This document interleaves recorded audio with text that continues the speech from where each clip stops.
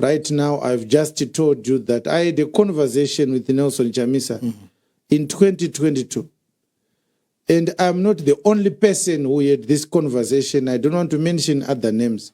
We had a conversation with other very senior people in our country where some people were concerned. And they said, men of God, we know that you talk to this man.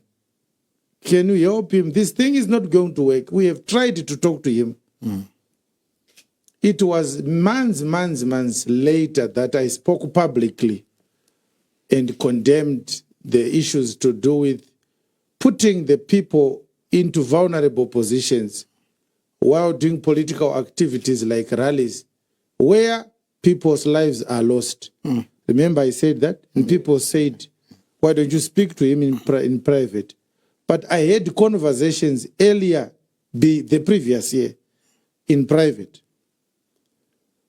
We used to talk very, very closely. So I said to him, this method you are using is fatal to your political career. Yes. You have to change. The people you have around you are misleading you. You won't win elections the way you want to do things, but most importantly, you are putting people's lives in harm's way. At first, he said, I hear me, you men of God, we'll pray about it, we'll find a solution. Until he eventually decided that he didn't want to talk to me anymore.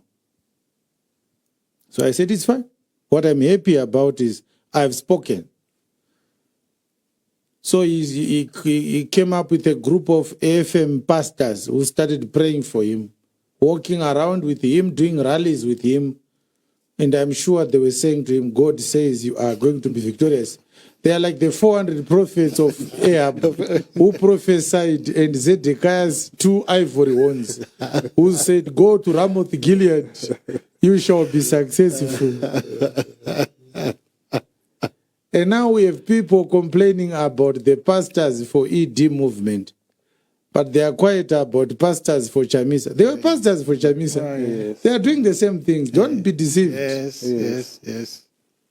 But you will never see Chiwenga there now. I can never be a pastor for ED. No. I can never be a pastor for Chamisa. I speak from the church. Amen. And when I come to you with God's words, and I go back to the church. Amen. I will never be pastors for anyone. So I said those words to him. He didn't listen. Of course he doesn't listen. He doesn't listen not only to me, but to everyone who is sound-minded. There are certain things you can't advise yourself to.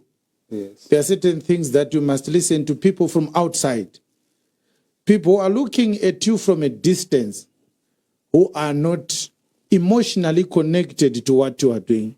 Sometimes they give you more valuable advice than those who are close to you. Because once you are advised by people who have vested interest in your success, they now have a bias that might actually be detrimental to your progress.